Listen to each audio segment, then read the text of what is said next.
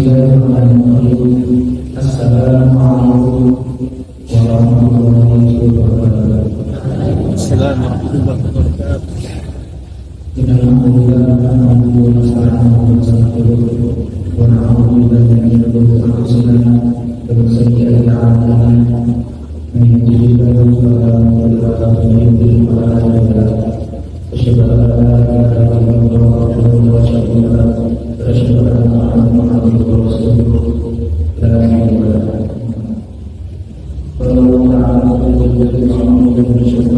Bismillahirrahmanirrahim.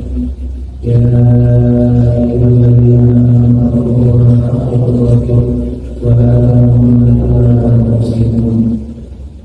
Qala ya ayyuhalladzina amanu khalaqakum min nafsin wahidatin wa khalaqa minha zawjaha wa bassa minhuma rijalan katsiran wa nisaa wa taqullaha alladzi tasaaluna bihi wal arham inna Allaha kana 'alaykum raqiba. Ya ayyuhalladzina amanu qulu qawlan sadida yuslih lakum a'malakum wa yaghfir lakum dhunubakum wa man yuti' Allaha wa rasulahu faqad faza fawzan 'azima. Fa inna ashabahu kitabullah faqad ja'ala Muhammad sallallahu alaihi wasallam wa syarrul muhtadara wa kullu shay'in bid'ah wa kullu bid'atin dalalah. Bapak Ibu rahimahullah, alhamdulillah. Pertama-tama kita panjatkan bersyukur kepada Allah SWT atas segala limpahan rahmat dan karunia-Nya yang telah memberikan kepada kita berbagai macam nikmat-nikmat yang apabila kita mengikuti kita tidak akan mampu mengguna. Wa in ta'budu wa la tusyriku. Kalau seandainya kita mau menghitung nikmat Allah satu demi satu, maka tidak akan bisa menghitung. Bapak Ibu rahimahullah, yang kedua salam dan salam mana kita harapkan kepada junjungan Nabi Muhammad SAW. Mudah-mudahan salawat serta salam senantiasa tercurah kepada beliau, keluarganya, para sahabatnya, dan para makhluknya yang setia sampai hari yaumul qiyamah. Dan mudah-mudahan kita semua besok yaumul qiyamah bisa mendapatkan syafaatnya. Bapak Ibu rahimahullah, sedikit perkenalkan, saya Dr. Didi Rahman. Saya dokter umur tahun 1996 di Unsua, kemudian melanjutkan pendidikan PPD S2 atau spesialis pembiusan, ya, spesialis anestesi di UGM tahun 2011. Alhamdulillah sekarang bekerja di rumah sakit Sidoarjo Kawangan. Kemudian selain itu juga di rumah sakit Hermina dari Kawangan. Anestesi berkaitan dengan pembiusan. Pembiusan itu salah satu syarat atau sarana yang dilakukan apabila seseorang akan dilakukan tindakan operasi. Semua jenis operasi, operasi melahirkan, operasi tulang, operasi tumor, operasi kandungan, operasi anak-anak, semuanya lakukan pembiusan. Mungkin Pak Ibu kalau pernah masuk ke operasi di Indonesia, kalau seandainya bertemu dengan dokter anestesi, itu diantaranya saya. Ada juga dokter yang lainnya juga bertemu. Bapak Ibu rahimahullah, berkaitan dengan makanan dan kesehatan, ya. Sebelumnya marilah kita bersyukur. Allah SWT memberikan kepada kita berbagai macam nikmat-nikmat yang Allah berikan kepada kita. Saya cerita sedikit tentang Allah memberikan nikmat kita berupa jantung. Jantung kita itu kurang lebih Bapak Ibu ya sekepala tangan masing-masing. Kalau yang normal itu kurang lebih besarnya sekepala tangan. Lokasinya ada di tengah-tengah, geser ke arah kiri sedikit. Nah, kadang-kadang kita dengan nikmat Allah itu tidak bisa mensyukurinya karena kita tidak mampu menilai berapa harganya. Bisa beritahukan bahwa jantung itu fungsinya diantaranya adalah memompa darah dari darah yang bersih, kemudian dipompa menuju ke paru-paru membersihkan, kemudian setelah bersih dialihkan ke seluruh tubuh. Ya, setelah seluruh tubuh nanti kotor, ya, ada proses di situ, kemudian mengandung CO2 atau kotor, dibersihkan lagi kotor itu. Nah, jantung kita Bapak Ibu rahimahullah itu dalam 1 menit, ya, dalam 1 menit itu bisa mengeluarkan kurang lebih 5 liter air, ya, dengan organ yang sekecil itu bisa mengeluarkan 5 liter air, bisa memindahkan 5 liter air. Coba kita bayangkan, kita bandingkan apabila kita bayangkan sebuah pompa air atau sanyo, ya, sanyo. Ini kita berbicara tentang nikmat Allah berupa jantung. Sanyo itu kalau seandainya kita nyalakan, ya, mungkin kita isi dari penampungan air ke kolam atau kemana gitu ya. Bisa kita perhatikan berapa lama sanyo itu memindahkan air, ya. Berapa butuh biayanya, berapa butuh listriknya, butuh solar atau butuh bensinnya atau butuh listrik, energinya itu dalam waktu 1 hari mungkin sudah panas, betul-betul sudah panas. Nah, apalagi dalam 1 minggu dinyalakan terus, atau 1 bulan dinyalakan terus,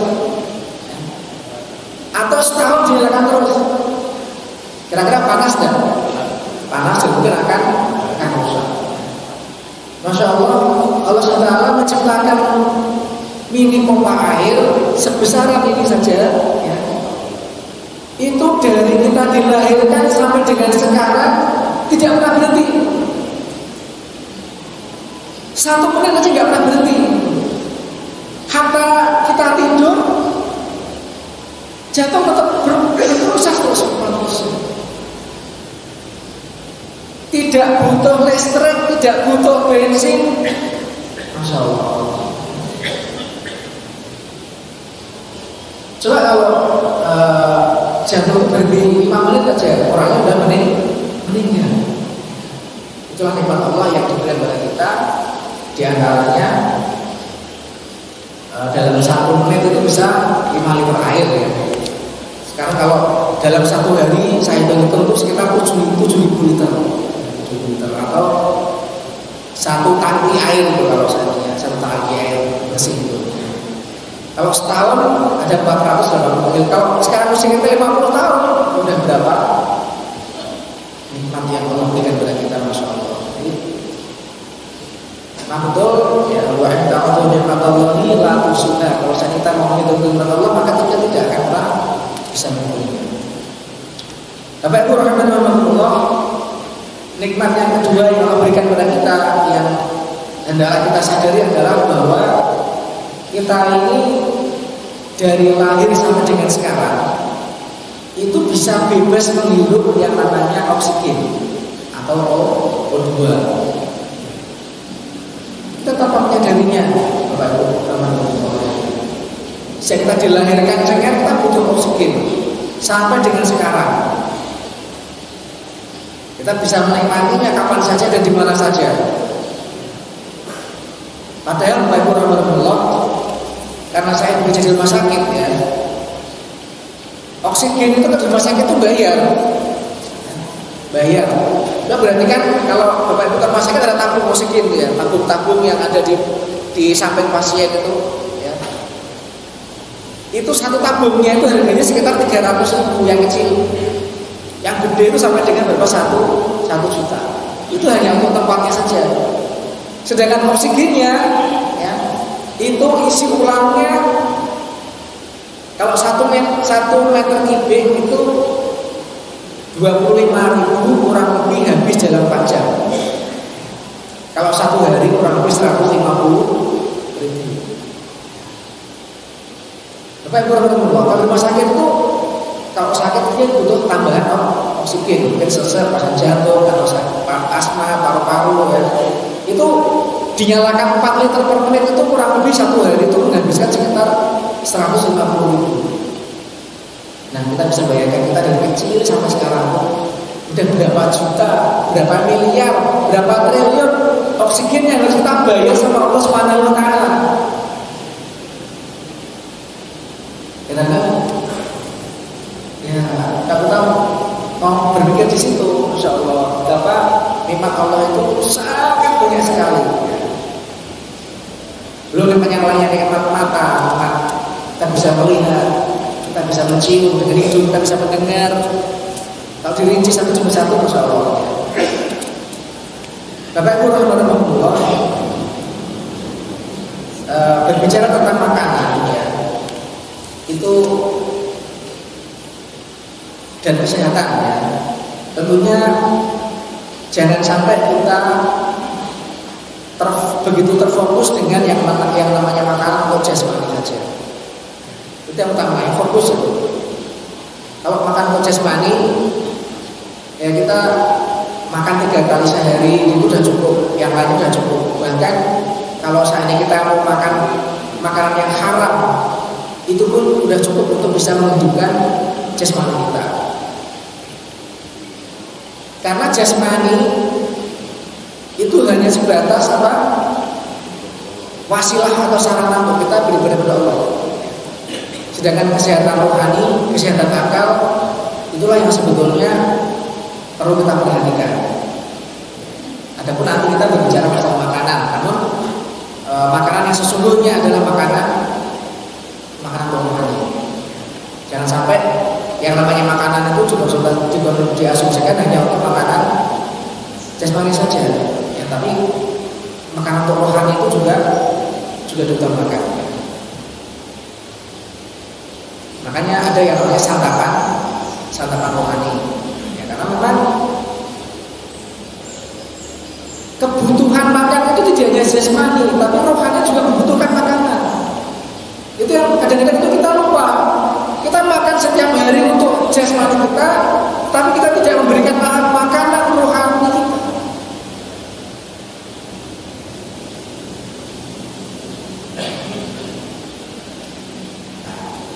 Nah, ada pun tentang kesehatan ya.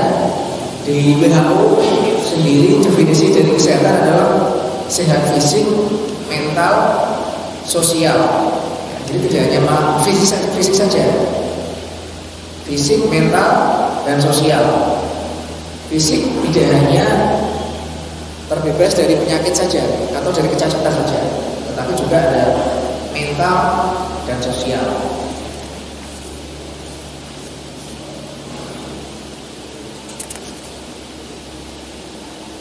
Orang Barat, ya, orang Barat itu mengira bahwa kesehatan itu segala-galanya. Atau banyak sekali orang di zaman ini itu orang mencari kesehatan itu sangat luar biasa. Mereka mencari kesehatan untuk apa? Untuk jasmaninya. Saya berobat itu nggak cukup ke dokter ya, apalagi bidan mantri.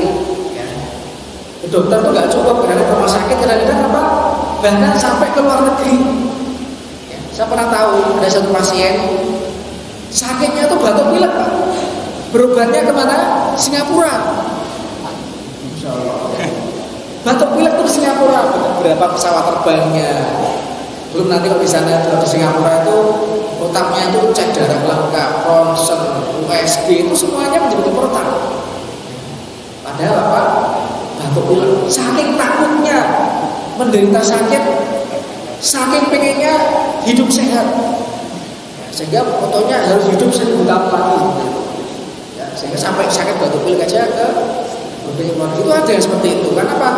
Begitu memikirkan masalah kesehatan jasmaninya, sehingga orang dunia barat karena dia tidak begitu masalah makanan rohani, maka dunia kesehatan itu begitu dimaksimalkan semaksimal-maksimalnya sampai bagaimana transplantasi ginjal, mencangkok ginjal, cangkok hati, bahkan cangkok jantung itu bisa digarap oleh mereka. Karena mereka memang dunia yang tujuannya kesehatannya jasmani yang paling utama.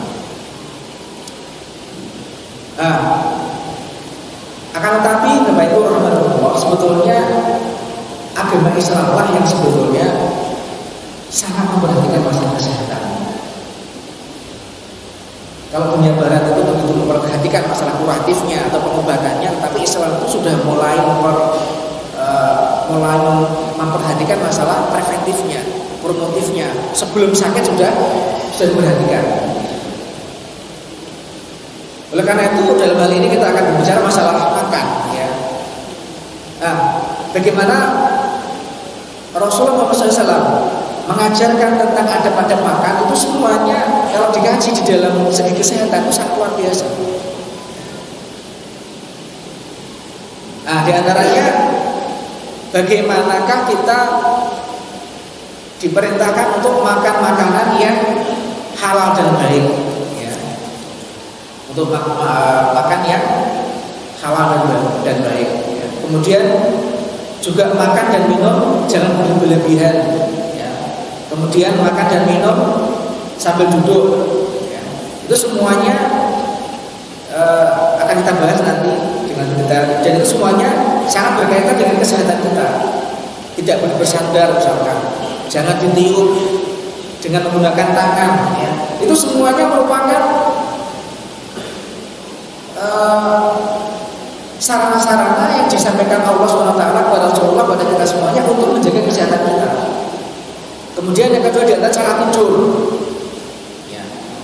Bagaimana Islam mengatur tidur itu juga untuk kesehatan kita, dan itu tidak ada di agama yang lainnya.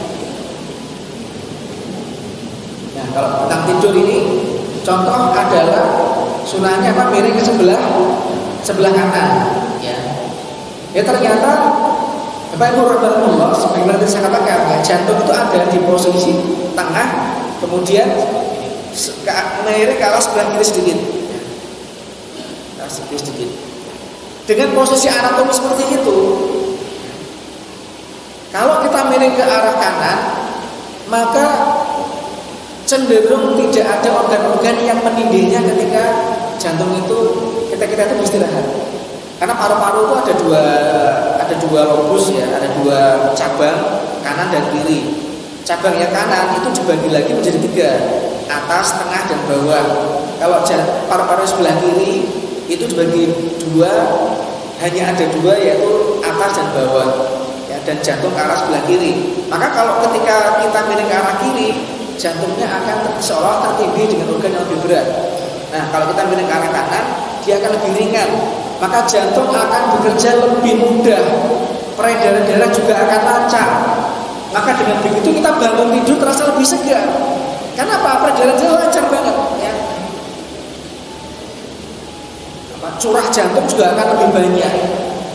Tentunya dengan jantung tidak tertindih oleh organ-organ itu. Maka kalau seandainya kita mau mengikuti langkah-langkah dari Rasulullah SAW tentang adab-adab tidur, maka hikmah di antara semua itu ada, di antaranya ada nilai-nilai kesehatannya.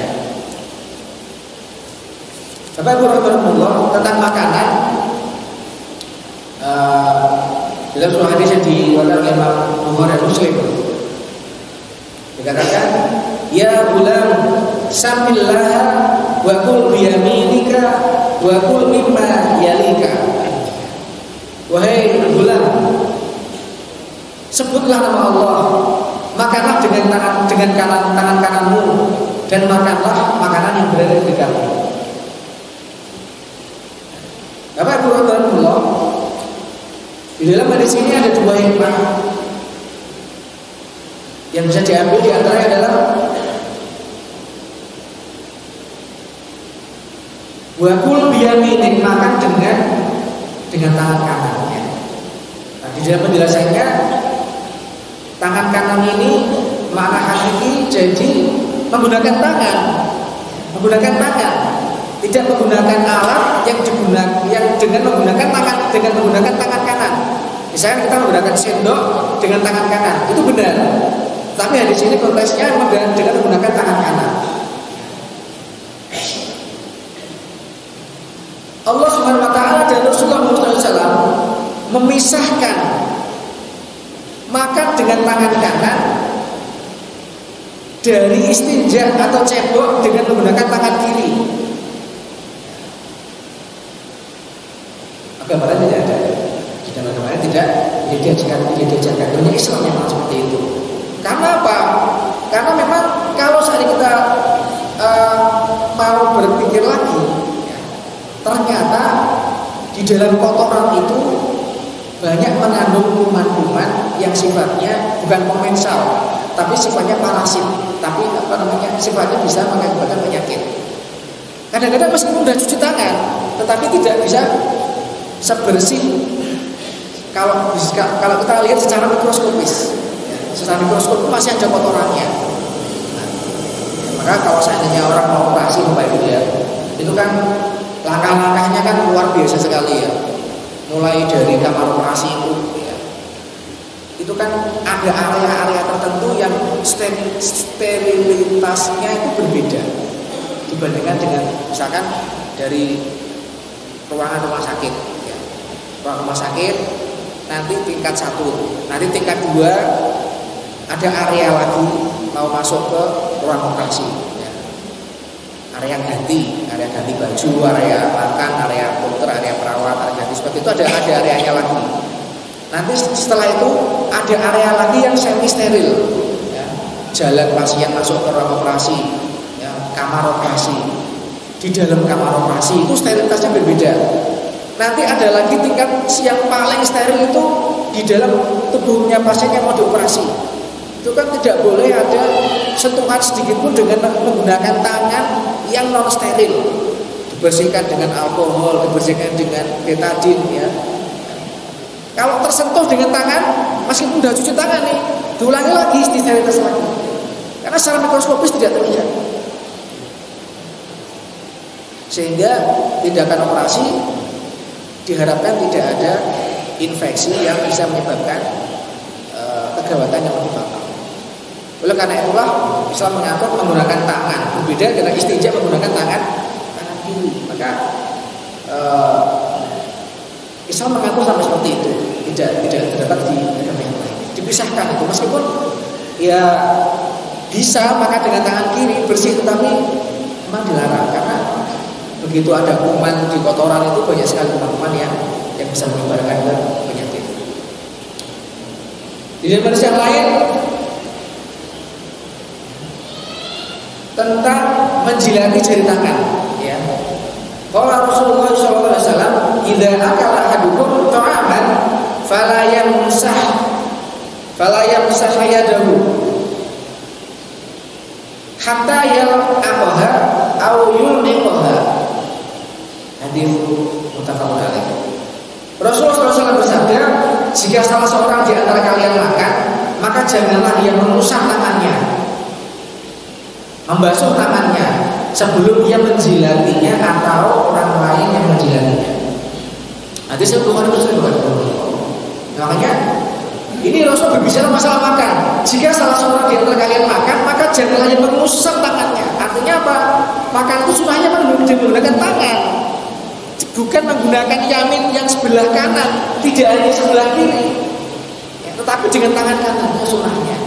Karena ternyata memang masya Allah, ya, Bapak Ibu Allah, di dalam tangan itu, di tangan kanan yang dia tidak digunakan untuk melakukan istinja, kalau kita sudah melakukan cuci tangan dengan bersih, maka di situ akan ada yang namanya kuman komensal, kuman-kuman yang masih ada tetapi tidak membahayakan. Nah, itu kunci di situ. Masih tetap akan ada kuman tetapi tidak membahayakan. Malahan kalau seandainya makanan itu digunakan dengan menggunakan tangan, maka insya Allah akan membantu proses pencernaan makanan lebih mudah, akan lebih mudah dalam membantu proses pencernaan makanan. Berbeda dengan menggunakan sendok. Ya. Kalau ibu masak misalkan ya, ibu masak di dapur. Saya masih ingat karena saya dulu juga suka bantu masak sama ibu ya. Bantu di dapur masak ibu. Nah, kalau makanan udah matang nih. Kita mau mencicipi makanan, misalkan sudah nggak panas, mencicipi. Kan menggunakan sendok atau menggunakan sendok atau apa. Jangan sampai tangan kita menyentuh. Ya. Kalau dengan sendok, kita masih bisa bertahan lama. Tapi begitu tangan nih ngobok-ngobok ke makanan itu, kira-kira coba sih nggak Bu? Coba sih kan? Ya. Karena ada komensal di situ, maka akan lebih mudah terurai, akan lebih mudah terolah. Begitu juga makanan yang masuk ke dalam perut dengan menggunakan tangan akan lebih mudah diolah. Masya Allah. Saya masih ingat dan saya baca kisah salah seorang pahlawan nasional kita, namanya Haji Agus Salim. Jadi pahlawan kita itu diantara mereka ada yang betul-betul dengan sebuah memegang sunnah. Kelasnya sudah tingkat internasional, Pak. Ya. Ketika ada ketika ada suatu jamuan internasional gitu ya, beliau dulu sebagai seorang diplomat ya. Ada jamuan makan di situ, jamuan makan ya Haji Agus Salim. Yang lainnya makan ada orang Eropa, Inggris, ya, Amerika, Prancis, apa mungkin ya. Makan ya biasa, disediakan makanan dengan piring, gelas, sendok, garpu. Ya. Mereka makan dengan menggunakan sendok, ya makan, garpu juga dengan makan, ya kanan kiri main semua menggunakan makan kanan, ikan tangan kiri, ya. Mereka tidak menggunakan sama sekali bersih, mereka tidak menggunakan tangan. Kalau perlu daging aja itu nggak dipegang copot tuh enggak Pak, menggunakan pisau, di daging pakai garpu, ada pisau disediakan di situ, yang namanya jamuan internasional makan ya. Saya kalau di hotel aja itu sudah rasanya wah Masya Allah. Nah, pisau atau diiris-iris ini mereka sama sekali nggak pernah mau makan dengan menggunakan tangan, lepas mereka dengan menggunakan tangan. Lah ini Kiai Haji Agus Salim makan dengan menggunakan tangan, habis itu juga dijilati. Masya Allah. Maka delegasi dari Eropa pada saat makan itu dari Indonesia ya, kok menjijikan, nggak higienis sama sekali, nggak higienis dan menjijikan. Dikatakan seperti itu delegasi dari sana. Karena apa? Begitu sikohnya, begitu teguhnya dia memegang sunnah cara makan dari seorang Kiai Haji Agus Salim yang mana di dalam sejarah mungkin jarang dibahas. Saya tidak pernah itu dari STK, SD, SMP, SMA, perguruan tinggi masalah makan Kiai Haji Agus Salim dibahas di bagian sejarah, tidak pernah. Tetapi itu ada di saya baca di buku itu ada ya di situ. Nah, Kiai Haji Agus Salim tentunya nggak kalah pikir ya, nggak kalah omongan. Siapa tadi mengatakan menjijikan? Siapa yang mengatakan tidak higienis? Coba perhatikan sendok yang bapak-bapak kalian makan, itu sudah masuk ke mulutnya berapa orang? Tangan saya masuk ke mulut saya sendiri. Sendoknya ini sudah masuk, lebih menjijikan mana? Ya, itu. Masya Allah, luar biasa ya. Begitu teguhnya ya, memegang sunnah. Dia menggunakan tangan ya, tangan dijilati setelahnya, karena ada hadisnya seperti itu. Ya.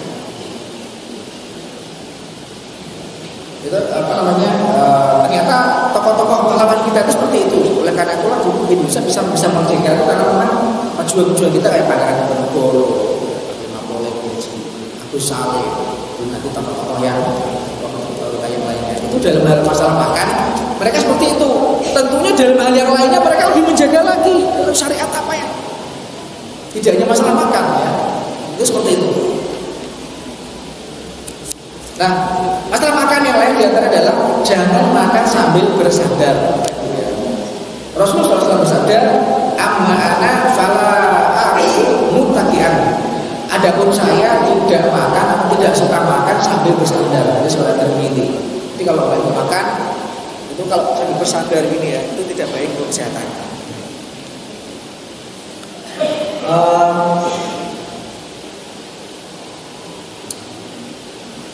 Secara spesifik ya, Ibnu Hajar di dalam Fathul Bari kitabnya mengatakan bahwa jika sudah disadari bahwasanya makan sambil bersandar itu adalah dimakruhkan atau kurang utama, maka posisi duduk yang dianjurkan ketika makan adalah dengan menekuk kedua lututnya dan menduduki bagian dalam telapak kaki kiri dan dengan menegakkan kaki kanannya dengan dia menduduki kaki kirinya. Jadi ada di dalam kitab Fathul Bari. Jadi ulama-ulama juga membahas masalah cara makan itu dibahas. Cara makan itu dibahas.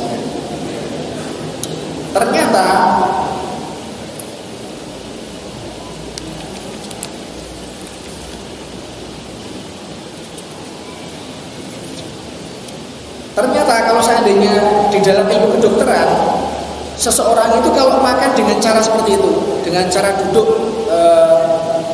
dengan cara menduduki telapak kaki kiri, lututnya ditekuk, gimana? Berarti duduk di bawah ya? Di bawah. Nah, tidak di meja makan, di meja makan. Jadi di bawah, sukanya di bawah lesehan. Nah, kaki kanannya ditekuk ke atas, nah seperti itu. Seolah-olah agak sedikit menekan lambungnya dan punggung sering membungkuk. Nah, seperti itu cara makan. Itu yang dianjurkan oleh Imam Ibnu Hajar al-Asqalani dalam kitabnya Fathul Bari. Ya. Menurut kesehatan ternyata ya, kalau kita makan dengan bersandar maka akan membuka secara lebar lambung, usus akan terbuka lebar, sehingga otot-otot di lambung dengan menerima makanan itu dia cenderung bisa lebih cepat buncit.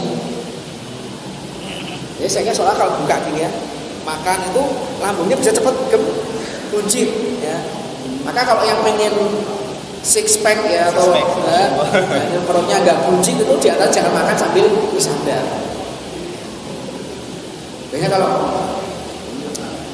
perutnya kan gendut gitu ya, bukan hamil tapi bapak-bapak yang jarang olahraga atau mungkin makannya sembarangan itu karena diantaranya cara makannya seperti itu. Nah, kalau cara makan dengan yang diajak oleh Imam Ibnu Hajar al-Asqalani tadi itu seolah-olah agak sedikit menekan dan agak sedikit menjorok ke samping itu bisa menghindari dari perut buncit. Seperti itu.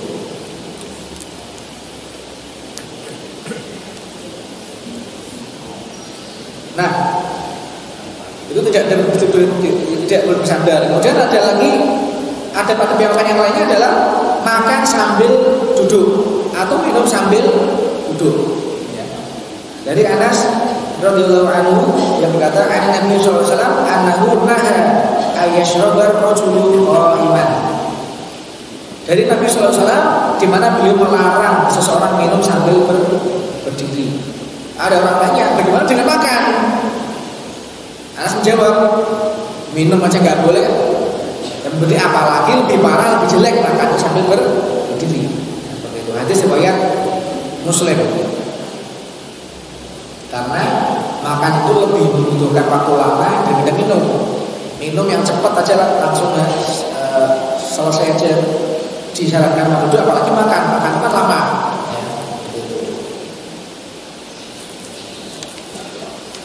Bapak Ibu rahimahullah,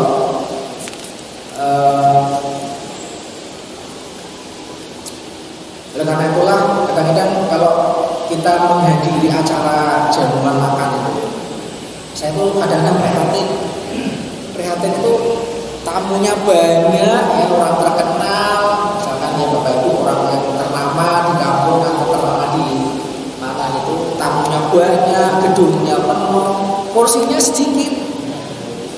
Kadang-kadang nggak disediain porsi. Cepat balik Pak Dokter. Oh, ya pulang. Ya. Bagaimana manusia banyak itu akan makan kalau tidak dipaksa untuk berdiri? Acara standing party itu sudah acara yang lumrah, bukan menjadi hal yang tabu untuk kalangan kita. Padahal Rasulullah SAW sering mengatakan seperti itu, disarankan untuk makan sambil duduk. Mengapa Bapak Ibu Rasulullah? Ya. Dari sisi medis atau dari sisi kesehatan, ya,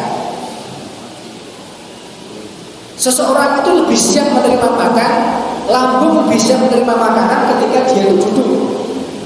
Mengapa? Karena dalam kondisi relaksasi dia, lambungnya rileks, ususnya rileks, maka siap menerima makanan, siap untuk mengolah makanan. Berbeda dengan ketika seseorang itu berdiri. Orang itu bisa berdiri, Bapak Ibu Rasulullah, itu membutuhkan kerjasama yang luar biasa dari otak-otak, dari susunan saraf atau otak, otot, tulang, itu semuanya bekerja semua. Kalau nggak percaya, orang sakit itu kadang-kadang kan berdiri aja nggak bisa. Orang stroke, orang yang lemes nggak bisa, itu berdiri aja sulit. Karena apa? Butuh organisasi yang cukup banyak dari otak untuk bisa, kakinya diperintahkan untuk berdiri, tulangnya harus kuat, ototnya kuat, saraf-sarafnya harus bisa harus bisa kuat untuk memberikan persarafan. Kalau nggak kuat kan lemes, dia jatuh dia.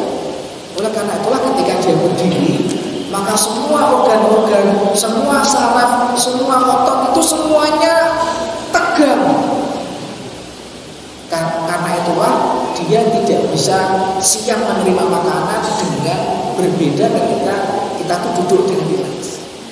Orang duduk itu berbeda, orang duduk itu otot-otot pencernaan, saraf-sarafnya, lambungnya itu bisa lebih rileks sehingga lebih mudah untuk bisa menerima makanan dibandingkan dalam keadaan berdiri. Sehingga kalau kita sering makan dengan berdiri, sering berdiri, kita sering ada gangguan pencernaan. Gangguan pencernaan itu ya macam-macam. Gangguan lambung istilahnya gitu ya. Sakitnya apa lambung gitu ya. Gangguannya apa lambung. Itu sering sekali ya kalau saya mau melakukan operasi di rumah sakit ya kan. Kalau saya mau melakukan operasi kan saya analisa dulu. Saya tanya-tanya dulu. Ini sudah pernah operasi belum? Udah pernah operasi belum? Ya, sudah. Kalau sudah nanti operasinya apa? Merokok enggak? Alhamdulillah. Karena kalau orang merokok itu lebih sulit biusnya. Orang pasti merokok itu biusnya lebih sulit. Paru-parunya itu mudah untuk spasme, mudah untuk mudah untuk sesak napas. Itu enggak disadari oleh para perokok. Merokok enggak, alhamdulillah. Merokok Pak, 1 hari berapa? 1 biji, mending. 1 bungkus Pak, wah sulit. 1 hari berapa? 2 bungkus Pak, aduh harus perhatian nih.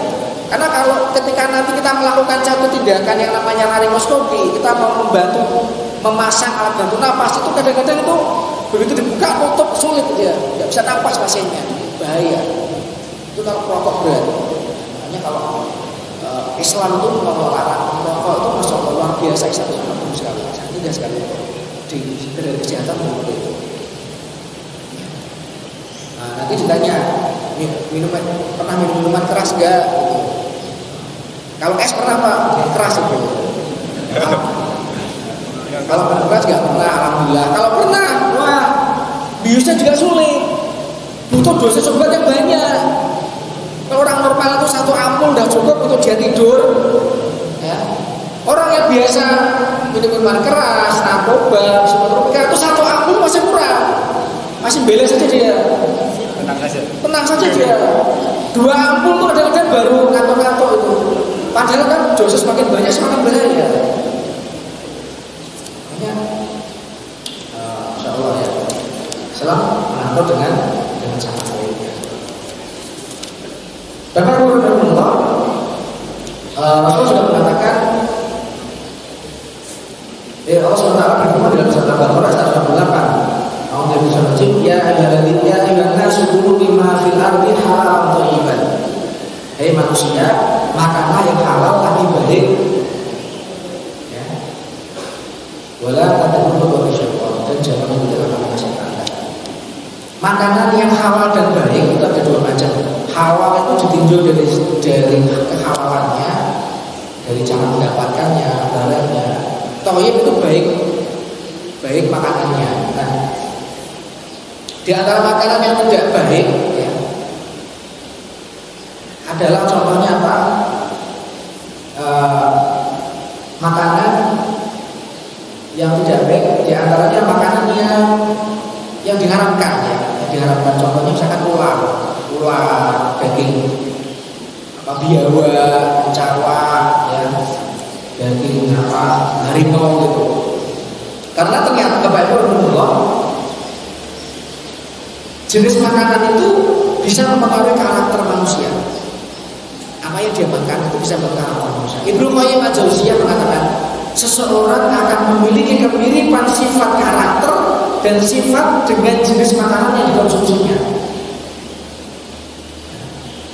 Kalau karakter yang dimakan itu ular, biawak, harimau, buaya, gitu, misalkan itu ya, dia karakter yang karnivora, ya. Karakter yang jelek itu maka ya memiliki sifat perilaku yang buas, agresif, suka menyerang dan membahayakan, bukan sifat mereka. Maka kalau kita mengkonsumsinya, maka makanan yang jelek itu akan menjadi bagian dari tubuh kita, bukan? Akibatnya bagian-bagian tubuh mereka akan mirip dengan perilaku kita. Mereka pulang. Sehingga makanan-makanan yang berperilaku seperti itu, ya nantinya sedikit banyak akan mempengaruhi apa yang akan kita bicarakan. Karena itulah Islam memberikan batasan yang makan itu yang halal dan thayyib, karena akan memiliki sifat atau karakter yang mirip. Sebab makanan yang jelek itu akan menjadi bagian dari tubuh, menjadi bagian dari tubuh kita. Kan kita makan daging buaya misalkan, masuk ke dalam perut kita, diolah oleh tubuh, sari-sari makanannya akan masuk ke sel-sel semua tuh. Sari-sari makanannya itu akan dibawa oleh darah. Jadi setelah masuk ke dalam pencernaan, diolah di situ dengan enzim-enzim, nanti diolah menjadi sari-sari makanan masuk ke dalam usus. Di dalam usus nanti disitulah diambil oleh darah-darah di situ, masuk ke aliran darah. Ada yang menuju ke mata, darah itu menuju ke seluruh tubuh, menuju ke jantung, menuju ke ginjal, menuju ke kaki, menuju ke telinga, semuanya akan diisi oleh organ-organ yang cilik nanti itu. Kalau seandainya kita makan yang cilik, karena itulah sifat-sifat atau karakter dari yang kita makan itu akan menjadi mirip dengan yang kita makan. Kemudian yang lainnya, Allah berfirman di dalam surat Al-A'raf, "A'udzu billahi minasyaitonir rajim, wa kulu washrabu wa la tusrifu, innahu la yuhibbul musrifin." Makan dan minumlah dan janganlah berlebihan. Sesungguhnya Allah SWT tidak menyukai orang yang berlebihan. Nah, ini masalah makan, ya. Di dalam sebuah hadis dari Muhammad, "Ma mala'a adamiyun wi'a'an syarran min batnin bihasbi ibni Adam ukulatun yukinna subahu fa in kana la mahalata fa thuluthun li ta'amihi wa thuluthun li syarabihi wa thuluthun li nafsihi." Tidak ada tempat yang jelek daripada memenuhi satu bejana oleh manusia itu selain memenuhi perutnya. Cukup keturunan Adam itu mengkonsumsi yang menegakkan dari tulang sulbinya. Ya, cukup untuk makan banyak saja. Kalau makan menjadi satu keharusan untuk diisi, maka isilah sepertiga itu untuk makanannya, sepertiga untuk minumannya, dan sepertiga untuk nafasnya atau untuk udara. Apa yang berkata ya. Sehingga akan proporsional, maka itu tidak terlalu banyak. Maka tidak kekenyangan. Kalau seandainya kita makan terlalu banyak, ya maka tentunya dari lambung itu, ya, lambung itu kan ada 3 bagian. Yang paling atas itu dia ada oksigennya, ada udara. Jadi kalau ada gambarnya itu lambung itu dia kayak buah mangga gitu, kayak buah mangga, tapi ke atasnya lebih banyak itu udara. udara. Nanti tengah-tengahnya nanti belok kayak gini ya. Nanti tengah-tengahnya tuh ada air, nanti makanannya itu menghadap di bawah. Nah, makanya Masya Allah, kata Rasulullah itu sepertiga dengan makanan, sepertiga dengan air, sepertiga dengan udara. Luar biasa. Yang seorang nabi yang umi, yang karena yang didengar adalah wahyu dari Allah SWT. Nah, Bapak Ibu Alhamdulillah, bagaimana kalau kita itu makan kekenyangan, ya, makan kekenyangan. Ini dalam ilmu medis, dalam ilmu kedokteran ya. Orang kalau terlalu banyak makan, maka perut itu akan diisi oleh makanan banyak. Air juga tentunya proporsi akan digeser keluar menuju ke usus ya. Kemudian udara juga akan digeser ke atas dengan cara bersendawa, gelegean gitu ya. Maka di dalam perutnya itu akan diisi maksimal oleh makanan. Udaranya keluar, airnya juga keluar, makanannya menuju situ. Apa akibatnya? Apa efeknya? Aliran darah akan mayoritas menuju ke pencernaan di situ. Seolah-olah ke dalam perut itu untuk mengolah makanan. Ya. Saya pernah ditanya oleh dosen saya dulu waktu kuliah di S1. Kenapa sih orang kalau banyak makan kok bisa ngantuk? Percaya nggak Bapak? Percaya nggak? Percaya. Kalau banyak makan pasti ngantuk. Kadang-kadang makan banyak tuh, ngantuk menguap. Ya, mengapa? Karena aliran darah yang seharusnya ada proporsi menuju ke otak, ada proporsi menuju ke ginjal, proporsi menuju ke paru-paru, proporsi menuju ke kaki, proporsi menuju ke tangan, proporsi menuju ke hidung, seolah-olah akan tersedot semuanya untuk membantu mengolah makanannya di dalam perut, sehingga seolah-olah aliran darah masuk ke situ, arah darah yang menuju ke otak berkurang, sehingga kan ngantuk, kan? Karena ada darah yang bisa berkurang sehingga darah itu membawa makanan ya, membawa oksigen ya, membawa O2 sehingga darah menuju ke otak sedikit, maka otak akan mencoba mendapatkan O2 lebih dengan cara apa? Menguap, itu mendapatkan banyak udara ya, sehingga jadi ngantuk. Maka kalau udah ngantuk ya semuanya jadi kayak gak enak ya, sebagaimana dikatakan oleh Imam Syafi'i rahimahullah ya. Imam Syafi'i mengatakan, aku di dalam Jami'ul Ulum wal Hikam, aku tidaklah pernah kenyang ya. Imam Syafi'i mengatakan, aku tidak pernah kenyang selama 16 tahun ya, kecuali satu kali saja yang aku berusaha untuk mengeluarkannya, berusaha untuk memuntahkannya. Ini sampai jadi jangan sampai, maka kita kalau makan sampai kenyangan, kalau banyak makannya, yang tahu porsinya kita sendiri mungkin, ya dikurangi. Sampai tidak pernah kenyangan selama 16 tahun, kecuali sekali saja kenyangan itu. Itu pun berusaha untuk dikeluarkan dengan cara memuntahkan makanannya itu, sampai itu, karena tidak suka dengan yang kenyang. Karena kekenyangan itu akan membuat badan menjadi sulit bergerak, kecerdasan juga akan berkurang, jadi ngantuk, sering tidur, dan melemahkan seseorang dari beribadah. Ibnu Rajab juga mengatakan, manfaat dari sedikit makan bagi baiknya hati adalah hati akan semakin lembut, pemahaman semakin mantap, jiwa semakin tenang, hawa nafsu jelek akan tertahan, dan marah semakin terkendali. Hal ini berbeda dengan kondisi seseorang yang banyak makan. Bapak Ibu rahimahullah,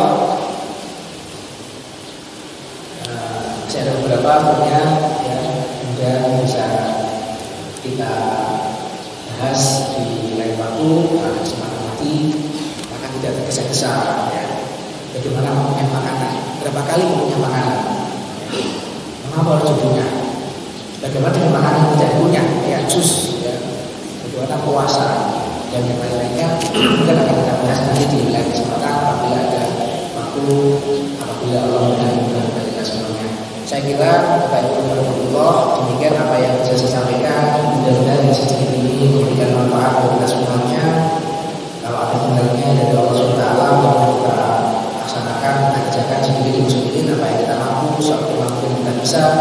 Dan apabila ada kesalahan, Astagfirullahaladzim, mohon ampun kepada Allah Ta'ala. Itu dari saya sendiri, dan mudah-mudahan diberikan kemampuannya. Demikian kita akhiri dengan doa penutup majelis. Kemudian kita jawab silakannya.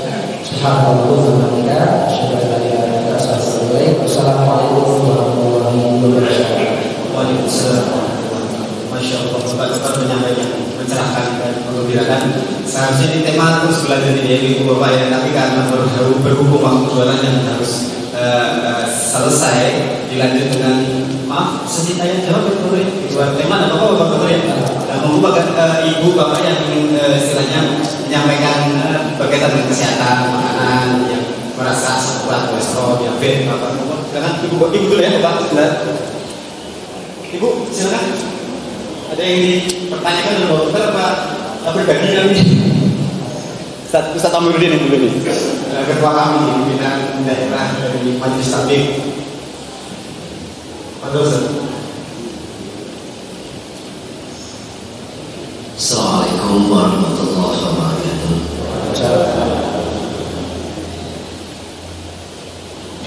Langsung saja demi minyak waktu. Yang pertama pertanyaan, makan yang baik itu 2 atau 3 kali dalam sehari. Karena kalau kita menuju pada terus kita pasing bahkan Nabi SAW itu beliau makan 2 kali. Wa ma ta'asyaitu wa ma tadaitu.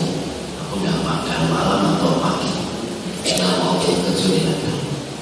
Tinggal kita cari terus. Kemudian dikaitkan dengan puasa Ramadan.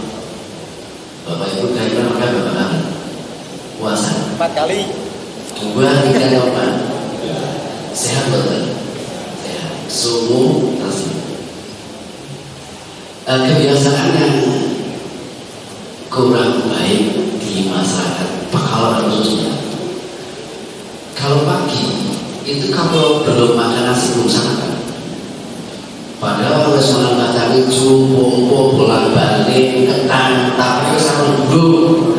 Berarti kesimpulannya gimana Ustaz Amiruddin pertanyaannya? Intinya bahwa menurut kesehatan kira-kira berapa kali kita makan sehari malam? Masya Allah. Pertanyaan. Yang kedua, ini saya tadi ada sedikit yang disampaikan bahwa termasuk yang diharapkan biawak. Dalam hadis takrim Rasulullah SAW pernah dijamu dengan tokoh. Karena pesantren memaknai tokoh dengan biawak, tapi beliau tidak makan karena beliau tidak biasa makan. Tapi saya cenderung dengan tadi biawak masuk kata buas karena karnivora, makan daging. Maka ini perlu diisi. Ada tarjih dari sini. Tarjih adalah tarjih. Tarjih memaknai Allah di sini biawak atau kadang dulu. Oh, Ustaz. Ini sedikit apa Pak?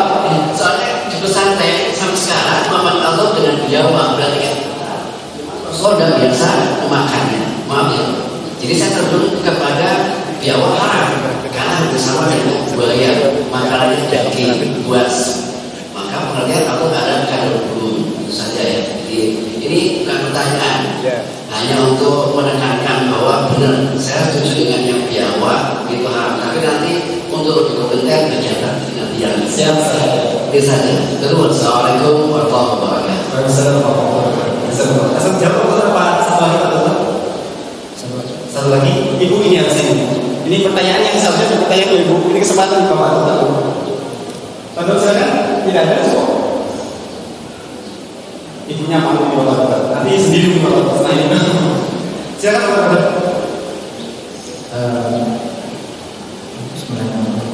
Jadi kalau bisa saya jawab ya aja, kalau tidak bisa nanti buat PR saya ya. Berkaitan dengan makan ya, di dalam kesehatan itu tidak ada program tertentu ya untuk apa namanya makan berapa kali, itu tidak ada. Kalau di dalam Islam kan apa namanya wallahu alam apa itu doif atau tidak ya. Ketika ada seorang tabib yang dari Mesir ya, dari Mesir dikirim ke Madinah sebagai hadiah kepada Rasulullah SAW. Dikirim tabib dokter ahli ada dokter ahli dari Mesir yang dikirim ke Madinah. Di Mesir pun dia pasiennya ramai banyak ahli bedah ahli apa. Tapi ketika sampai di Madinah ternyata yang sakit sedikit. Mungkin gak ada masalah, gak ada pasiennya. Kemudian dia pamit sama Rasulullah. Saya pamit saja di negeri saya itu banyak pasien, saya banyak itu pasien. Di sini itu gak ada yang sakit. Kemudian dikatakan mereka adalah kaum yang tidak akan makan sebelum lapar dan berhenti makan sebelum kenyang. Itu bukan hadis, ada yang mengatakan bukan hadis, tetapi adalah suatu hikmah bahwa kebiasaan masa seperti itu. Ya, bukan hadis, tapi itulah kenyataannya sehingga dan seperti itu. Nah, kalau di dalam kedokteran itu juga tidak ada perintah untuk makan sehari 3 kali, tetapi itu berkaitan dengan bagaimana petunjuk menggunakan obat-obatan. Kalau di dalam kedokteran itu dosis obat sudah dihitung per 8 jam. Ada yang dosis obat per 8 jam, ada yang per 12 jam. Ya. Sehingga kalau obat itu diberikan, kadang-kadang obat itu sifatnya iritatif. Iritatif itu adalah dia itu bisa mengiritasi lambung, perut. Ya. Contohnya obat-obat analgetik. Obat analgetik itu obat anti nyeri, kayak Konstan, asamifenama, ya, Voltaren, ya kalau bapak mungkin sering mengkonsumsi obat-obat anti nyeri ya, Panadol, pokoknya obat anti nyeri itu semua mengandung obat ada zat yang dia bisa mengiritasi lambung, sehingga diharapkan minum obat itu juga disertai dengan sebelum